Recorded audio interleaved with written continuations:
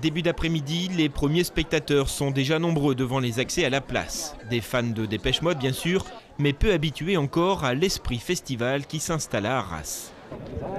C'est quoi le festival ici, Flo? Main Square Festival. Main Square Festival, ok. Main Square Festival, c'est donc ainsi qu'il faut l'appeler. Le doute est levé, le rendez-vous sera pérennisé. Une volonté commune de France Le Duc Productions, la société organisatrice installée à Roubaix, et de la ville d'Arras. Pour elle, le coût est limité, 25 000 € de participation aux frais techniques, mais des retombées bien plus importantes. Les premières retombées, c'est d'abord le tourisme, et puis l'hôtellerie, la restauration. Ensuite, on a 30% de gens qui viennent de l'extérieur. On espère que cette approche de la ville ce soir leur montrera la beauté de la ville et que ces gens qui sont venus pour un soir reviendront visiter Arras plus à fond.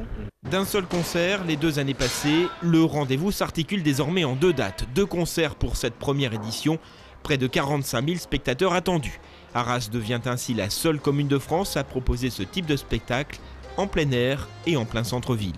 Les productions sont friandes de ce genre de rassemblement dans un cadre qui est intéressant, hein, ni plus ni moins. Maintenant, c'est vrai que ça engendre certaines difficultés sur l'organisation. On ne fait pas un concert de 20 000 personnes dans un centre-ville sans forcément qu'il y ait des complications.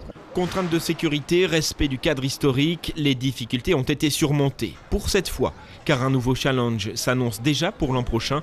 En un week-end, Arras pourrait avoir à accueillir bien plus de spectateurs que l'ensemble de sa population.